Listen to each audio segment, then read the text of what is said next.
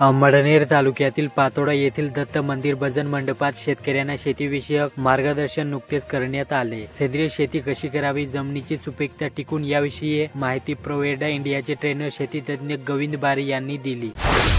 एरंडोल तालुक्यातील निपाणे येथे ब्राह्मणे ते ताडे या 3 किलोमीटर रस्त्याच्या डांबरीकरणाचे काम सुरू आहे। मात्र हे काम निकृष्ट झाल्याने ग्रामस्थांनी बंद पाडले। रस्त्याचे जुने डांबरीकरण जेसीबी मशीनद्वारे उकडून नंतर संपूर्ण रस्ता हा समपातळीत करायचा व त्यानंतर डांबरीकरण करावे असे ग्रामस्थांचे म्हणणे होते। परंतु ठेकेदाराने जुने डांबरीकरण न उखडता व साईड पट्टीवर मुरुम न टाकता काळी माती टाकल्याने ताडे येथील सरपंच संभाजी पाटील यांच्यासह ग्रामस्थांनी साईड पट्टीचे काम बंद पाडले।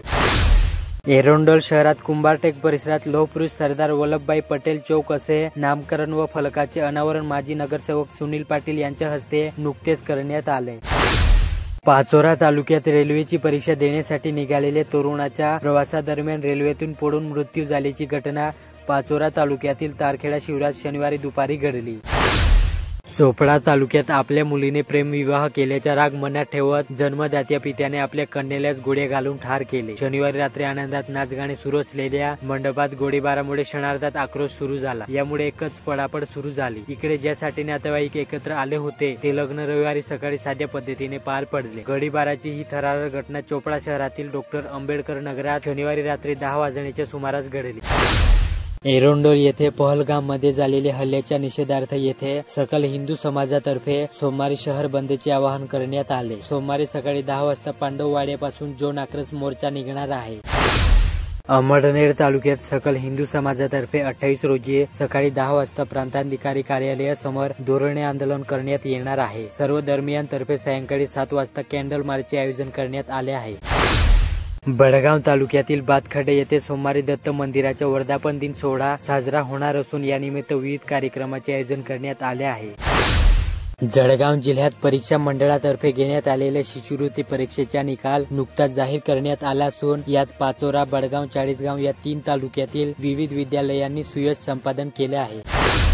चाळीसगाव परिसरातील दुचाकी चोऱ्या करणारे नाशिक जिल्ह्यातील त्रिकुटाला जळगावच्या स्थानिक गुन्हे शाखेने जेरबंद केले। त्यांच्याकडून चोरीच्या 4 दुचाकी देखील जप्त करण्यात आल्या असून या 3 चोरट्यांना चाळीसगाव शहर पोलिसांच्या हवाली करण्यात आले। या चोरट्यांच्या अटकेमुळे चोरीचे आणखी गुन्हे उघडीस येण्याची शक्यता आहे।